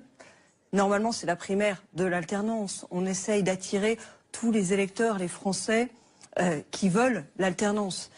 C'est pas juste l'entre-soi d'un parti politique, et voir le parti politique qui change les règles du jeu en cours de route, ça crée de la méfiance. Du discrédit. Bref, je trouve que c'est pas un bon signal. Pardonnez-moi, il faut expliquer aux gens que c'était pour interdire les parrainages d'élus de gauche. Il me paraît normal, à moins de supprimer la primaire. Moi, vous savez, je suis contre la primaire. C'est contre la Ve République, la primaire. Puisque, effectivement, on met l'élection présidentielle dans le parti. Donc ça, on sera d'accord. Mais à partir du moment où vous acceptez le principe de la primaire, vous ne pouvez pas dire qu'il y a des parrainages d'élus, des Verts ou des socialistes qui vont vous permettre d'être candidate. Ça, c'est inadmissible pour les électeurs. Sauf que, si vous voulez, ça avait été débattu il y a un an. Oui, d'accord. Les règles de la primaire, elles ont été fixées. Ils sont un peu lents chez vos Elles ont été fixées il y a un an. Et il y a un an, on a débattu des règles d'accès à la primaire. On a dit voilà, il faudrait 2500 adhérents, les Républicains, qui marquent la proximité avec la droite et le centre. Et puis 250 grands élus, du profil de grands élus en fait, qui peuvent parrainer pour l'élection présidentielle. Et ceux-là, on ne leur demande pas d'appartenance partisane, parce que c'est le pilier des 2500 adhérents des Républicains qui marquent l'appartenance partisane. Les autres, c'est pour marquer la surface politique. On en a débattu. À l'époque, moi je le sais parce que j'étais numéro 2 du parti, j'ai participé à ces réunions. On en a débattu et on a choisi ça et on l'a validé. Et un an après, pour écarter en fait une sensibilité politique, pour faire le tri, on change les règles du jeu. Moi, je dis seulement que changer les règles du jeu en cours de route, c'est pas envoyer un signal de confiance. Mais est-ce que vous comprenez, par exemple, Frédéric Pechnard qui dit c'est une idée un peu baroque d'aller chercher des voix à gauche. Est-ce que vous comprenez Brice Hortefeux aussi, qui a moqué ce... Vous pouvez enfin, dire, on peut avoir tous les débats qu'on veut sur le fond. Moi, je dis, si vous commencez à changer cette règle-là, laquelle vous changerez demain ? Et d'ailleurs, hier, au bureau politique des Républicains, c'était frappant, il y a eu président du comité d'organisation de la primaire, président du parti, qui sont intervenus l'un et l'autre en disant, bah oui, peut-être qu'on changera encore la charte pour la primaire. Ah bon ? Mais alors on s'arrête quand ? Si vous voulez, on essaye, j'insiste. Pour moi, ce qui est important dans la primaire, j'entends, hein, M. Zemmour, que vous n'aimez pas le principe de la primaire. Voilà, non, je comprends très bien, on peut en débattre. Mais à partir du moment où on fait une primaire, le principe, c'est de mobiliser le plus en amont possible les électeurs, mobiliser les Français. Vous vous souvenez, au moment de la primaire socialiste, on avait regardé avec attention combien il y en avait qui étaient... Ils avaient annoncé 1 million, il y avait eu 2,7 millions, 2,9 millions. Ça avait donné de la force aux candidats, ça avait donné du souffle. Donc, il faut faire venir les Français. Et là, en fait... mais les Français de droite, on a l'air... On a l'air de réduire. Mais tous ceux qui veulent l'alternance. Dominique Bussereau. De la plupart de vos concurrents à la primaire des Républicains, je vous cite, quand j'ai participé à ma première élection en 2002 à 29 ans, alors on fait un rapide calcul mental, oui, vous êtes jeune, mais d'être jeune serait-il tout ce qui vous sépare de vos rivaux plus âgés, à l'exception récente de Geoffroy Didier. Alors on se prend à le craindre, hein, tant nombre de vos propos et de vos propositions recoupent celles des autres candidats en lice. Alors j'ai pris en vrac, hein, parce que c'est assez dense. Réforme du statut de la fonction publique, on a déjà lu ça ailleurs. Réforme de l'immigration familiale, nécessité d'un choc fiscal, tout le monde est pour. Ubérisation de la société, c'est également chez Juppé par exemple. Rappel de l'importance de définir une identité française, nécessité pour l'individu comme pour la collectivité de connaître ses racines, rétablissement de l'autorité, tous les candidats en lice sont pour, baisse des dépenses publiques, c'est également vrai pour ça, refondation de l'Europe, etc. Mais il faut aussi reconnaître que vous abordez des sujets peu explorés par les autres prétendants.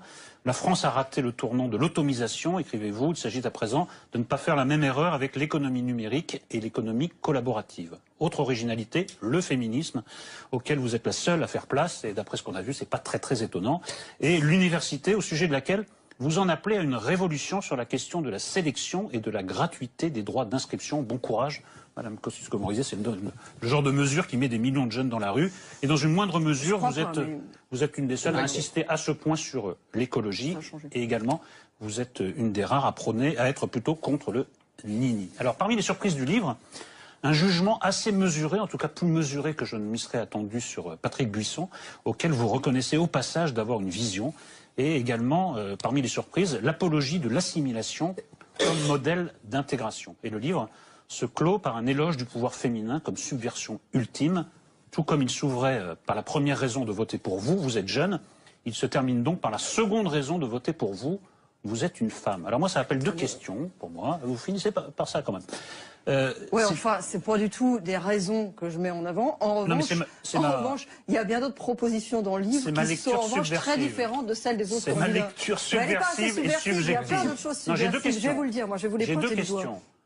Il n'y a pas grand-chose qui dépasse, pour moi, qui donnerait envie à un électeur des Républicains de voter pour vous. C'est vrai que les deux principales raisons, c'est celle que vous avancez en premier, la jeunesse, et celle sur laquelle vous insistez pas mal en dernier, celle d'être femme. Donc, quelle est la troisième question ?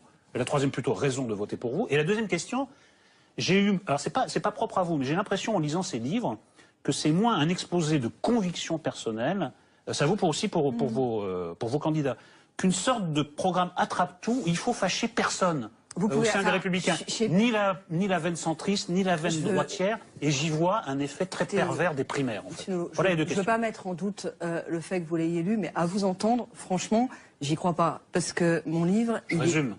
Bah oui, mais complètement à côté. Très mauvaise note, élève Nolo. C'est un livre sur l'idée que le monde a complètement changé. La société, l'économie, et que la politique, elle, n'a pas changé. C'est-à-dire la politique est restée engoncée dans ces vieux clivages, ces vieilles catégories de pensée et ces propositions qui sont toujours les mêmes. Mais regardez les mêmes. Par exemple, je suis la seule à parler de comment on fonde un islam de France. Je suis la seule à parler de macroéconomie. Personne ne parle de macroéconomie. écoutez... Non, l'islam de France, la réforme... J'entends aucun débat. D'ailleurs, je vois que mes propositions font débat sur le sujet. Je trouve ça plutôt intéressant qu'on en parle. Ça fera avancer, je l'espère, les choses. Je suis la seule à parler de macroéconomie. La plupart des candidats considèrent comme acquis la politique qui est menée en Europe à ce sujet et on ne bouge pas sur la question. Je suis la seule à proposer l'idée que la droite comme la gauche ont failli en faisant des petites réformes. Non, des petites réformes. Je crois plutôt que c'est vous qui n'avez pas vu les livres de vos candidats. Je vais vous donner ce que je crois, c'est qu'il faut la faire parce qu'il y a des problèmes d'équilibre du régime.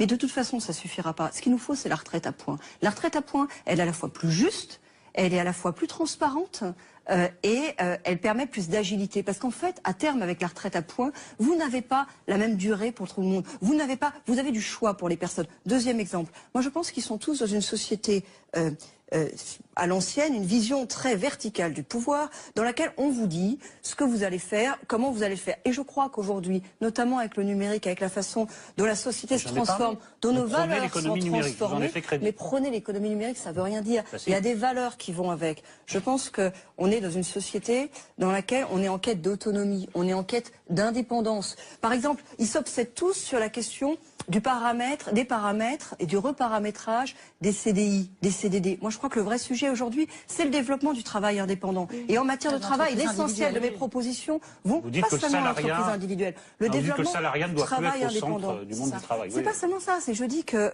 hier, vous aviez un CDI toute la vie avec la même entreprise. Puis progressivement, on est passé dans un système dans lequel vous enchaîniez les CDD avant un jour d'avoir un CDI. Demain, vous allez avoir même pas plusieurs patrons successifs, vous aurez plusieurs patrons en même temps. Vous aurez le salariat le matin, vous serez en train de créer une entreprise en même temps. Vous aurez plusieurs façons. Et notre enjeu, un des enjeux, ça doit être de faire que ce soit en sorte que ce soit pas la catastrophe, que ce soit pas l'effondrement de notre protection sociale. Écoutez, moi, je suis la seule à en parler, j'entends aucun autre candidat en parler, et je pense que c'est des sujets qui sont dans la société et qui ne sont pas dans la vie politique. Et sur la deuxième question, vous ne pensez pas qu'il y a un aplatissement du débat parce qu'il faut faire des programmes un peu attrape-tout? C'est ça que je vois dans tous les livres que je lis. Bah, je suis pas sûre parce que quand je propose sur la question, par exemple, vous parlez des universités, quand je propose sur la question des universités de faire tomber 2 tabous, qui sont des tabous, d'ailleurs regardez la réaction de M. Zemmour qui était intéressante, il y a tout cela de Vaquet, qui sont des tabous de la droite française. J'en ai parlé. De Vaquet, tout le monde s'en souvient, qui sont des tabous de la droite, notamment de la droite, parce que c'était cette époque-là. C'est pas des propositions qu'on trouve ailleurs. Et moi, je pense que c'est des propositions qui sont indispensables. C'est-à-dire qu'en fait, aujourd'hui, on a un système qui est hypocrite. C'est-à-dire qu'on dit qu'on fait pas de sélection à l'université. Mais en fait, on fait de la sélection. On fait de la sélection par l'échec. Parce qu'au bout de 3 ans, la moitié de ceux qui étaient inscrits au début ne sont plus là. On fait de la sélection par l'argent. Parce que quand l'université tombe en qualité, et ben c'est ceux qui ont les moyens d'aller faire des études à l'étranger ou d'aller faire un petit complément de diplôme pour faire reluire un peu le CV qui s'en sortiront. Donc, il y a une hypocrisie à dire qu'il est vraiment de gauche, à dire qu'on ne fait pas de sélection, et en fait, derrière, il y a un dispositif qui est profondément antisocial. C'est un vrai débat. Il y a une hypocrisie quand même. Et d'ailleurs, le système américain qui est basé sur l'inverse est en train d'être sérieusement contesté. Je ne propose pas un système américain. Je propose un système dans lequel, par exemple, sur les droits d'inscription, vous avez une modulation en fonction des revenus, avec un minimum de boursiers obligatoire. C'est-à-dire qu'on dit à une université, on lui laisse de l'autonomie, la vraie autonomie. On a fait l'autonomie des universités, mais on n'est pas allé au bout. On lui dit, bon, vous aurez besoin d'avoir 35, 30, 25, 40%, faut en discuter, de boursiers. Il faut que ce soit des vrais boursiers. Il faut arrêter que ce soit un petit complément qui, en fait, vous oblige à bosser à côté. Parce qu'on a des bourses aujourd'hui qui sont pas des vrais. Je veux dire, ça peut pas vraiment accompagner des études. Il y a un mensonge derrière. Et en revanche, vous avez une possibilité de moduler les droits d'inscription parce que aujourd'hui, le droit d'inscription fixé de manière uniforme au niveau national, ça ne permet pas aux universités de vivre, ça ne permet pas aux universités de maintenir le niveau. Et je rebondis sur la réaction de M. Zemmour, que je comprends bien, parce que c'est vrai qu'à l'époque de Vaquet, ça avait été... Mais je pense que le monde a changé là aussi. Et que les Français... Ils ont compris que c'était... Regardez, au début de l'année universitaire, là, il a eu un hashtag. C'était ma salle de cours est pleine ou mon amphi est plein.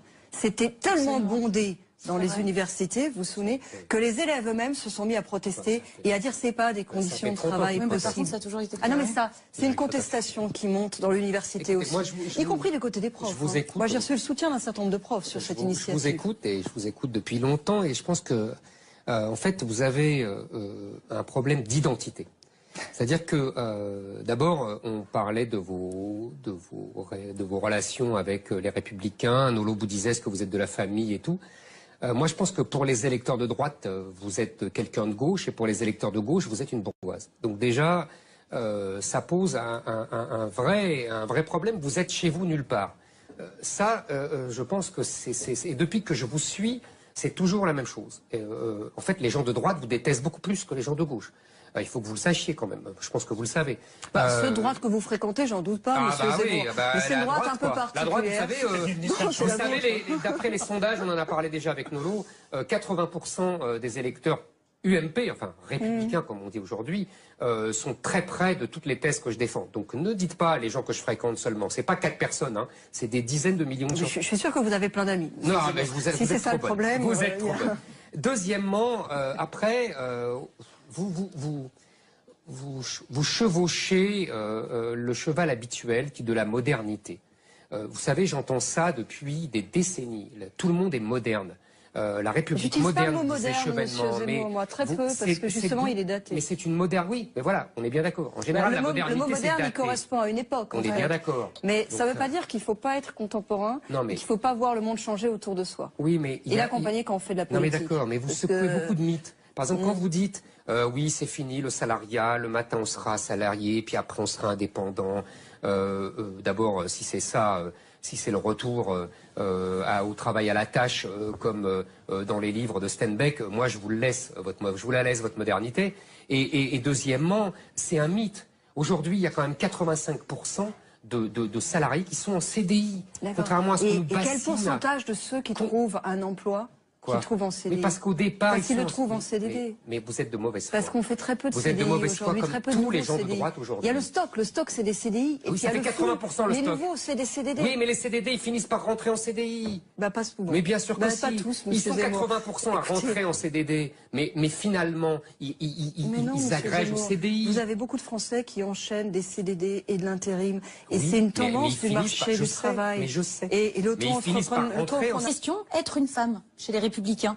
C'est une partie de plaisir, c'est un chemin de croix permanent où la question ne se pose pas. La première question est formidable. Alors, je vais vous dire un truc. Moi, non mais, j'évite de me la poser. C'est vrai. C'est-à-dire que ça ne vous traverse pas l'esprit? Bien sûr que ça traverse l'esprit. Vous êtes perpétuellement renvoyé à la question du genre. Mais ce que je veux dire, c'est que si vous commencez à vous la poser, vous vous mettez à anticiper les discriminations. C'est-à-dire que après le verre est dans la tête, si vous voulez. C'est-à-dire que vous vous mettez à vous dire mais ils vont penser ça, mais ils vont dire ça. Et d'ailleurs c'est pas que la politique, c'est pareil dans la vraie vie. Moi régulièrement dans les cercles féminins de débat sur le plafond de verre, l'égalité entre les hommes et les femmes, c'est l'idée que je pose, vous laissez pas trop habiter non plus. Il faut se battre, mais il faut pas se laisser envahir par la question de la discrimination, sinon on se met à l'anticiper en fait, et quelque part ils ont gagné. Très bien. Alors voici une Monsieur Zemmour, est-ce que vous êtes d'accord sur ce coup-là? On y reviendra plus tard dans une autre émission parce que je sens toutes ces fadaises. Tous les mots que vous avez employés pour moi sont des fadaises. Le genre, les c'est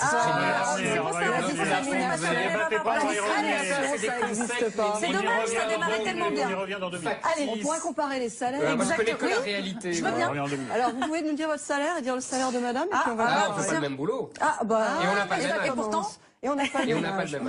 Vous voyez, c'est dur. Est-ce que vous êtes d'accord? Bon, on en parlera une prochaine fois. Ce que vous essayez de faire, même que c'est comme Horizon, on voit bien ce que vous essayez de faire, mais ça ne marchera pas. Ça, c'est pas sûr, parce que ça commence pas mal. Non, on s'en fout complètement. Voici. En général, des femmes en particulier. C'est ça. Mais voilà, mais il en faut pour les défendre. On fera un débat une prochaine fois. Voici, vous avez le droit à votre anti-portrait. Le voici tout de suite, préparé par Amandine Collongette. Nathalie Kosciusko-Morizet, un nom pas évident à prononcer, moitié polonais, moitié champenois. J'ai un nom compliqué. Bon. C'est pas du vice, je suis née avec. Et tout comme votre patronyme, vous ne passez jamais inaperçu. Talons hauts, allure bourgeoise, cheveux dans le vent. Vous avez une coiffure hollywoodienne depuis cette campagne électorale. Pourquoi? Monsieur Tréhard, je ne veux pas de commentaires sur votre coiffure. Pas de commentaires là-dessus. Non mais sur votre coiffure, moi ça m'intéresse pas. Vous êtes en train de manger mon temps d'expression sur mon projet. Je voudrais parler de mon projet pour Paris, monsieur Tréhard. Et oui, bien plus intéressant que votre physique, votre front parlé, une marque de fabrique, le style NKM vous dit trop facilement ce que vous pensez. Elle emploie souvent un langage fleuri, Nathalie Kosciusko-Morizet. C'est ce qui la singularise aussi, c'est-à-dire qu'elle est sans fiche. Voilà, elle va dire si c'est comme ça sera comme ça sera pas autrement, elle va pas mettre les formes, on va dire. Et les premiers à en pâtir, ce sont vos petits collègues républicains. Et oui, vous n'êtes pas tendre avec eux, on s'en souvient. Il y a eu ce jour où vous n'avez pas hésité à dénoncer la lâcheté de Jean-Louis Borloo et Jean-François Copé. Je peux pas vous dire que ça m'a pas fait de peine. Et quand on est injurié, on a toujours un peu de peine. Enfin écoutez, c'est excusé, donc l'incident est clos. Dernière fronde en date, votre critique du nini de Nicolas Sarkozy au régional. Croire que le parti se renforce en s'épurant, c'est une vieille idée stalinienne. NKM et Sarko. Compliqué à dire où en sont leurs relations. Ça a été en dents de scie pendant toutes ces années où ils ont travaillé ensemble. Depuis, le président vous a débarqué, il vous boude. Peu importe, vous semblez n'avoir besoin de personne et ne pas être touché par les sobriquets désagréables que l'on vous donne. Faux folle pour le maire, tête de mule pour Nicolas Sarkozy, dingue pour Jean-François Copé. Sympa. Et vous foncez tête baissée dans la course à la primaire. Mais NKM, n'êtes-vous pas au fond un peu seul? Il fallait en quelque sorte qu'elle se désolidarise, qu'elle s'éloigne de Nicolas Sarkozy. Pour avoir ce positionnement qu'elle a aujourd'hui, c'est vrai, particulier, un peu solitaire. On ne connaît pas aujourd'hui de députés, de parlementaires qui se disent NKMistes, comme il y a des sarkozystes, comme il y a des juppéistes, comme il y a des leméristes. Enfin, difficile quand on pense à vous d'oublier vos envolées lyriques qui vous jouent parfois des tours. Il y a eu les moments de grâce dans le métro parisien, puis cette cigarette fumée avec des SDF. Mais vous ne vous laissez pas abattre, vous ne manquez pas d'ambition. Vous n'allez pas être agressif, je vais rentrer dans le parking. Peut-être grâce à votre CV polytechnicienne, service militaire de la marine à Djibouti. Ingénieur des eaux et forêts, n'en jetez plus, la cour est pleine, mais voilà, vous avez perdu des batailles comme celle de la mairie de Paris. Alors NKM, présidente, vraiment? Est-ce que vous y croyez vraiment? Oui. et plus tous les jours, je vais vous dire, parce que d'abord, je pense que c'est le titre de mon livre, je pense qu'on a complètement changé de monde et que l'essentiel de la classe politique s'en est pas rendu compte. Et qu'il faut que la classe politique change et que maintenant ça devient urgent. Maintenant, ça peut se passer en 2017. Et puis parce que je vois aussi la façon dont les autres candidats donnent cette impression de tourner en rond, en restant dans l'ancien monde, en restant dans les anciennes idées, en restant entre eux. Je pense que c'est pas ça qu'il nous faut. Alors justement, vous parlez de votre livre, comme tous les candidats à la primaire, vous aussi. Vous en avez publié un, Nous avons changé de monde chez Albin Michel. Alors, Michel, pardon, la synthèse et une question, c'est tout de suite dans l'apostrophe de Nolo. Alors, Madame Kosciusko-Morizet, la première phrase de votre livre nous renseigne sur ce qui vous distingue